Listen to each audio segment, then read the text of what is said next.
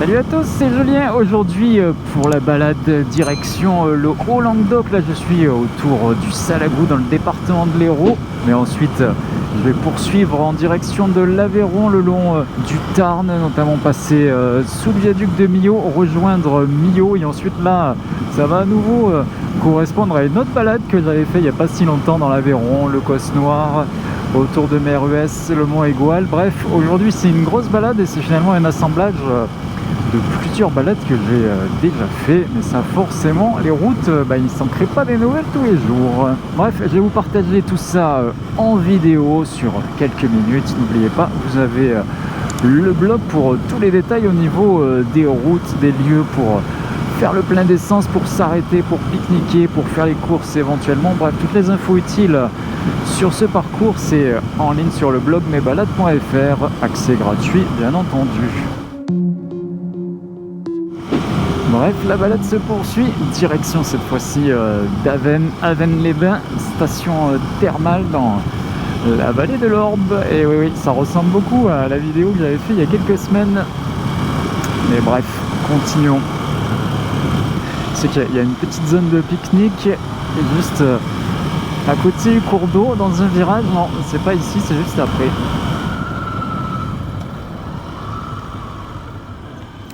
Et voilà, un premier spot pour s'arrêter en direction d'Avesnes. Et même barbecue.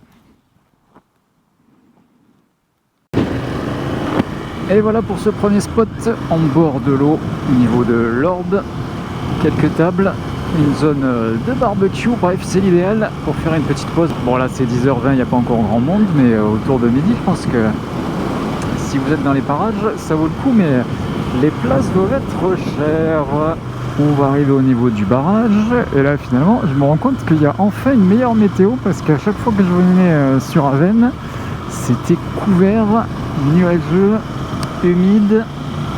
Là il y a du soleil, ça fait plaisir. Le barrage des Monts d'Orbe.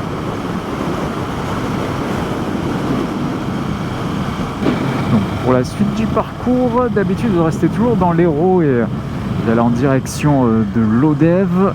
Là pour une fois, je vais rajouter un nouveau tronçon. Je vais aller plus nord-ouest vers département de l'Aveyron. Ce sera une petite portion de route que je ne connais pas, qui m'amènera après autour de Millau. Là c'est bon, je connais, mais la portion d'ici jusqu'à là-bas, ça va être une découverte. Donc même si dans les tracés que je fais, il y a 95% de secteurs que je connais, je rajoute à chaque fois des nouvelles routes. On va bien voir ce que ça donne.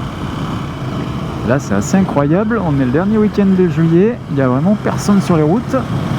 Tant mieux, peut-être que les touristes ils sont tous allés à la plage ou je ne sais pas, mais même dans les petits villages traversés, c'était assez mort, on va dire. C'est Roquessel, je suis pas sûr de la bonne prononciation. Il y a un petit plan d'eau. Ah bah là, du coup il y a un peu de monde. Et d'habitude, voilà, je tourne toujours à l'Odève. Et là, on va pouvoir passer ici. Il y a un concours de pêche apparemment dans le temps. Bon, ça commence bien, cette nouvelle route que je découvre. Petit panneau gravillon. Bon, et là, col de Notre-Dame. On est à un peu plus de 400 mètres pour l'instant. À peine 20 degrés, il y a beaucoup de vent. Donc il faut quand même bien se couvrir. Et je viens de passer le col de Notre-Dame, 664 mètres. Et donc là, premier panneau qui indique direction Saint-Affrique, donc une des premières communes de l'Aveyron dans ce secteur. Là on est quand même passé dans le réseau plus que secondaire. Belle découverte ce secteur là, c'est assez agricole, assez forestier. Là, des petites routes en sous-bois. Bon, là si je me plante pas, prochain virage, on aperçoit le viaduc de Millau. Voilà, j'ai pas le temps de finir ma phrase. Et plus que de l'apercevoir, on va passer dessous.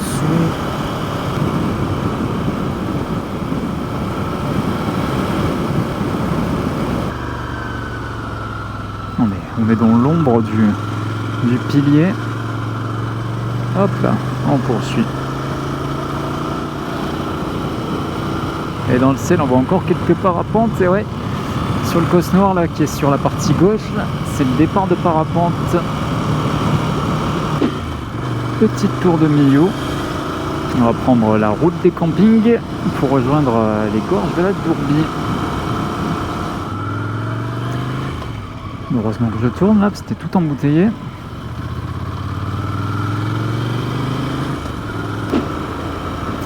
Et c'est la Dourbie à droite.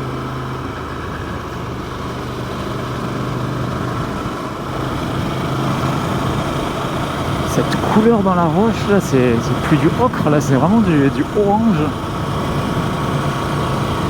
Ça tranche avec le vert de la végétation qui est juste en face. Ah oui, en face il y a un village perché, il y a même un petit château avec une tour là à flanc de colline.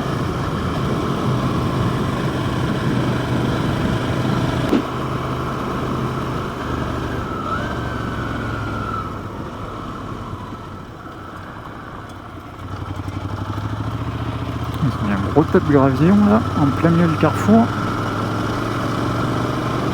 Et on poursuit dans l'enfer des graviers en Aveyron. Encore 9 km comme ça.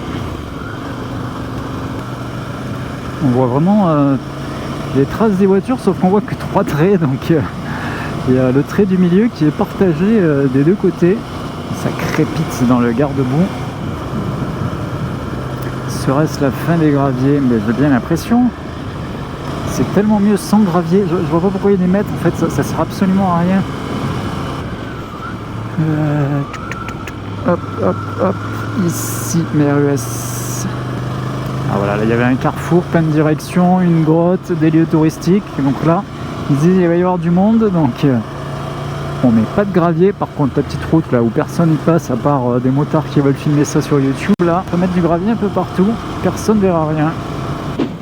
Et arrivé à MER-US, on va pas y passer. On va poursuivre vers la Nuéjoie et Montégoal. Mais en tout cas, la route amène ici à l'entrée de MER-US.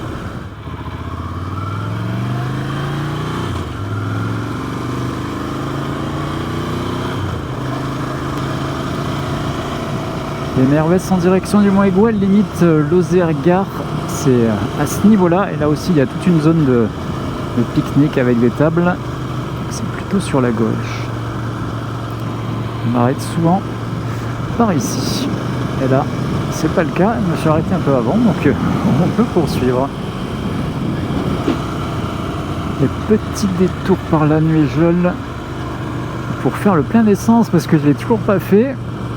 J'en aurais pas assez pour rentrer et j'en aurais pas assez pour rejoindre les stations-service des grandes villes aux alentours. 1,88. Ah, c'est de l'E10 en plus.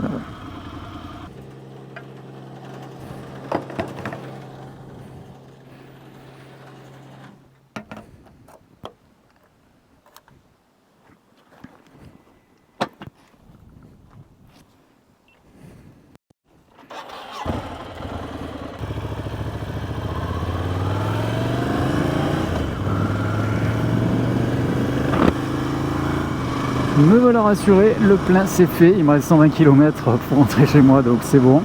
Mais c'est vrai que c'était limite là pour atteindre les grandes villes. J'aurais pu faire 60-70 km et les grandes stations je les ai plutôt autour de 80. Donc c'est pour ça que c'est pratique là, les petites stations dans les villages. C'est bon à savoir, en général je m'arrête pas ici mais au cas où ça peut servir.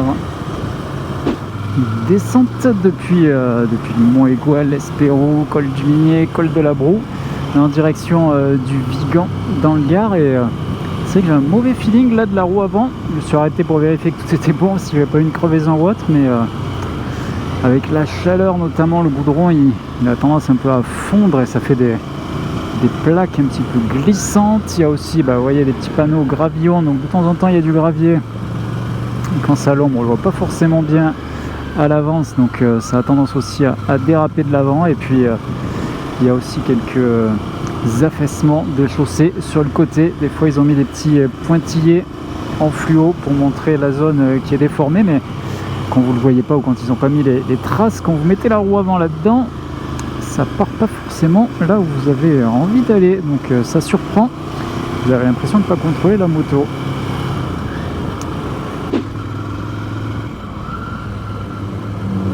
Ah, donc ça focus là, STRS, je ne sais quoi.